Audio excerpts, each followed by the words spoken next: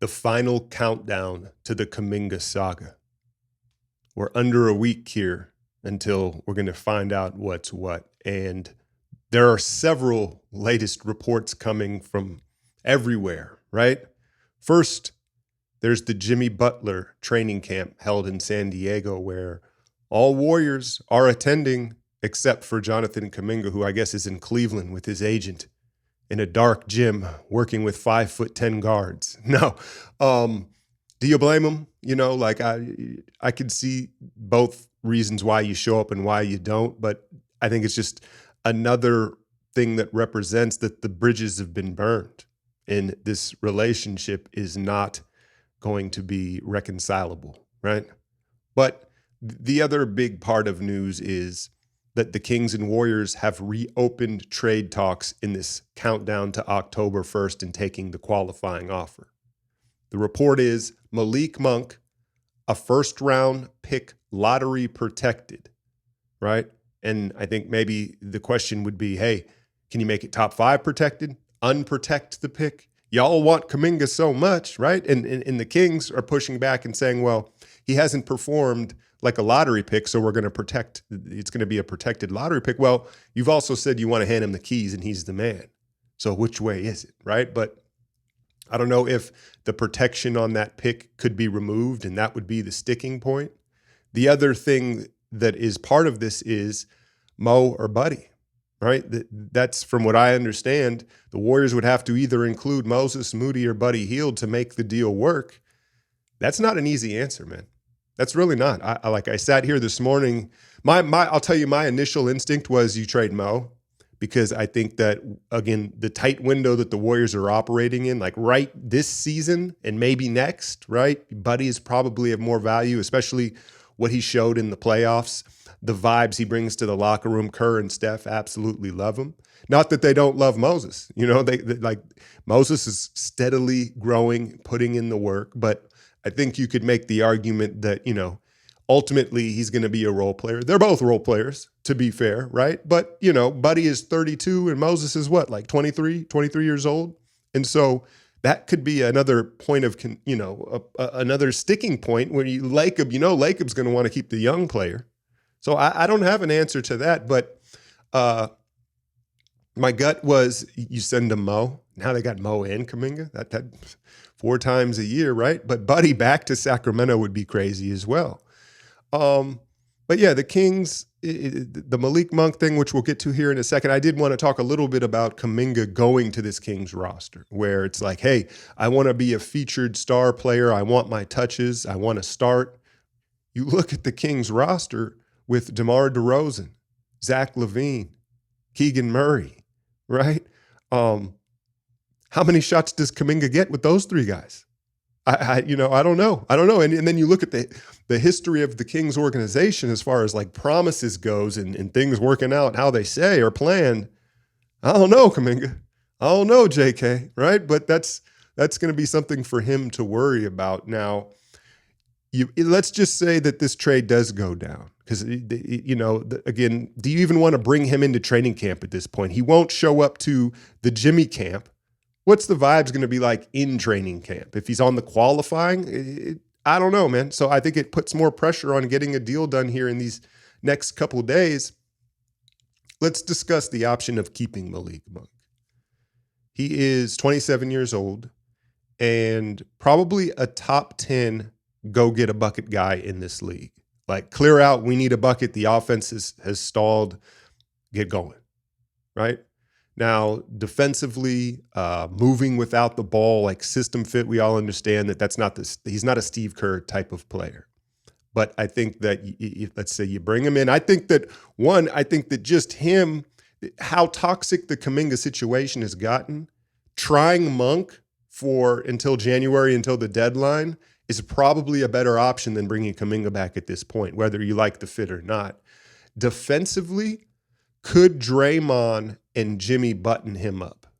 We've seen it before with like JaVale McGee's, and there's been various players along the way where it's like, oh, they're defending a little better because they're on a contender and because of the infrastructure of the Warriors. And I think a lot of it is Draymond holding guys accountable. Jimmy has no problem doing that. And when you look at Malik Monk, physically, he's certainly capable of. I'm not saying I'm not under any delusion that he's going to become like a lockdown guy, but moving laterally, length, verticality, like he's fully capable of buying into a defensive system and holding his own if he's held accountable, and that's what he chose to do, right? He could do that. And so I would say, hey, at this point here, give Malik Monk a go here in starting two guards. So what's your starting lineup look like? Steph, Monk, Jimmy, Draymond, and Al Horford.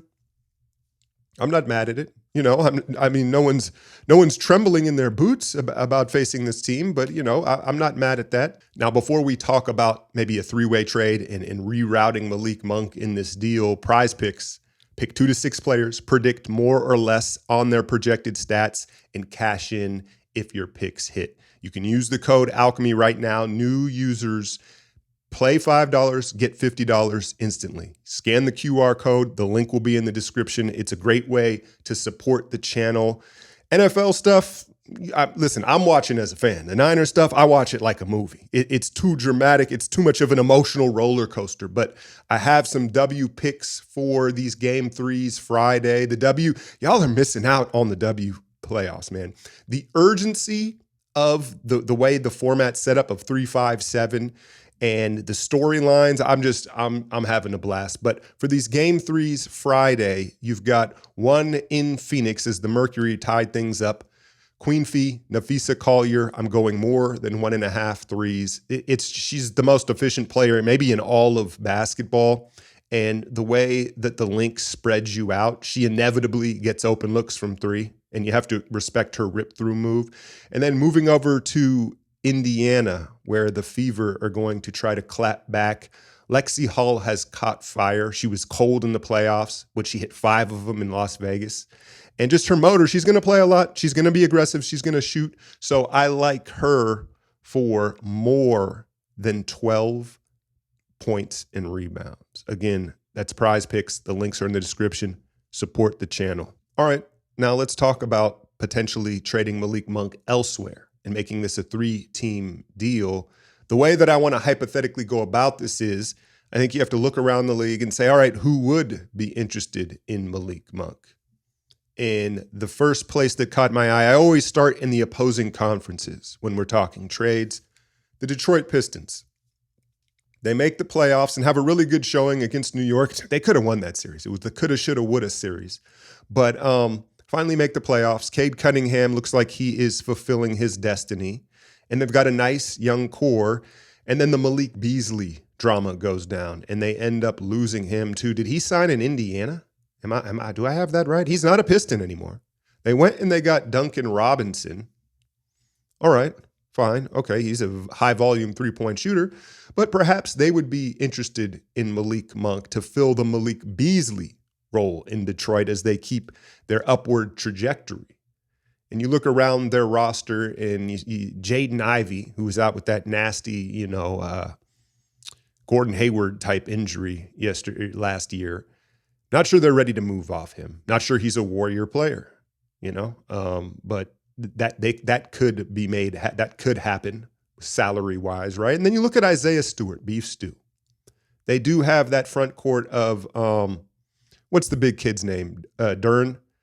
And who else? They have another big. But Beef Stew, here's the thing. You like his toughness. You like his rebounding, his defensive versatility. He's even started to hit the corner 3. They've greenlit that. I don't think you want to bring him into a locker room with Draymond and Jimmy. And I know that type of stuff gets overhyped a lot. Like, oh, these two, big personalities. To me, Beef Stew, I think legit has a screw loose. Like, he's certified crazy.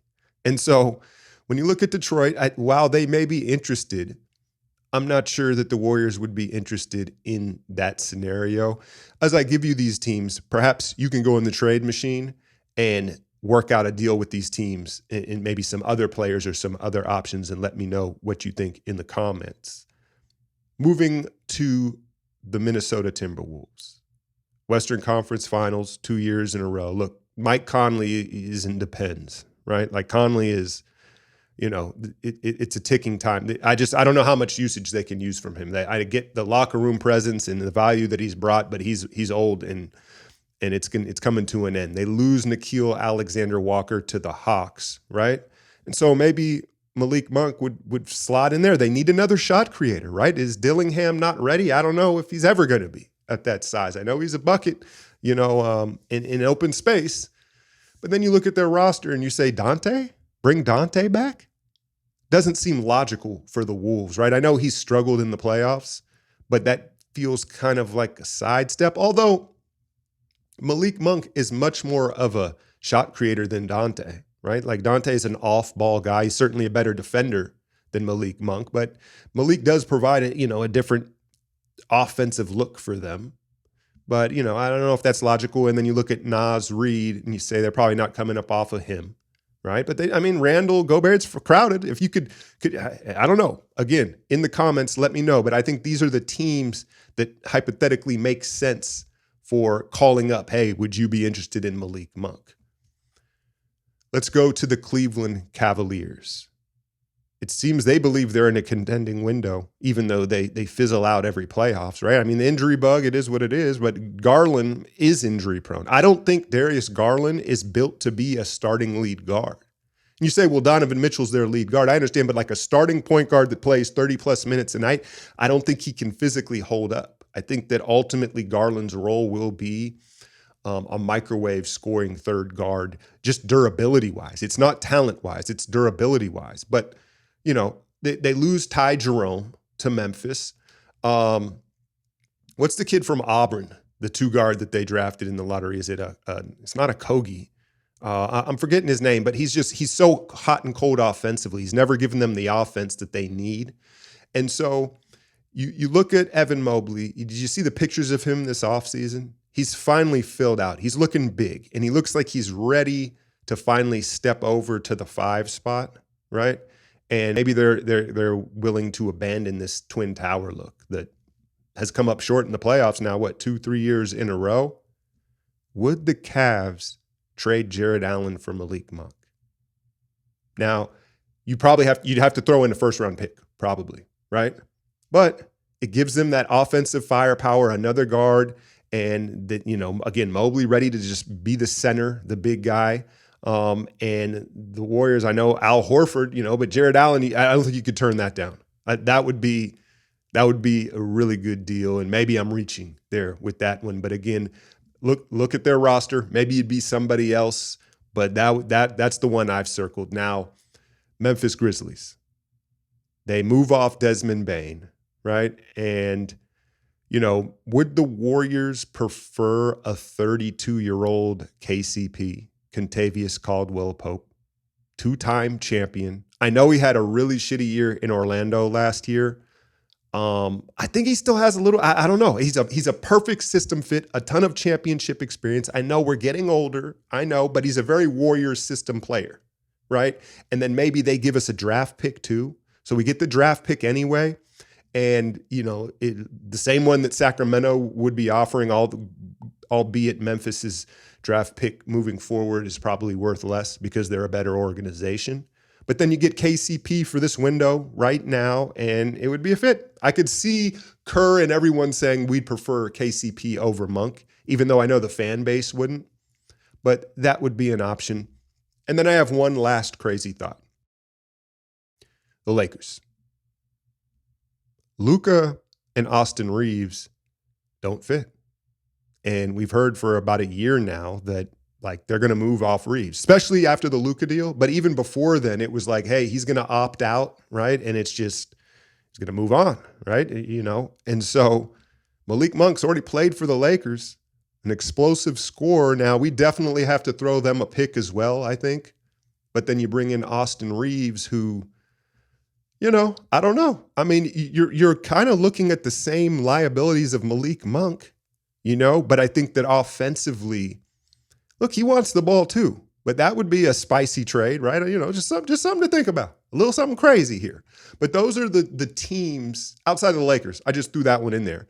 But you look at Detroit, Minnesota, Cleveland, and Memphis were the 3 or 4 teams that identified was like, they might be interested in Malik Monk. But either way, I think this has to get done, man. I don't see Kaminga. I don't see them bringing in Kuminga into camp at this point. It just too much stuff has been thrown back and forth, and you know how Steve, Steph, and the organization values chemistry and culture, and they need to get rid of this toxicity before this season actually begins. And I also want to say, because people, again, so defensive, I'm not blaming Kaminga. I totally get his side of things, but at this point, it's done with. They got to find a way to move on, and it sounds like it's going to happen here before October 1st, maybe over the weekend. But let me know y'all thoughts, how you would reroute Monk. Do you want to keep Monk? And I will be back with another one when this deal or some sort of deal is made here before October 1st. Hit that like, share, and subscribe. I'm out, y'all.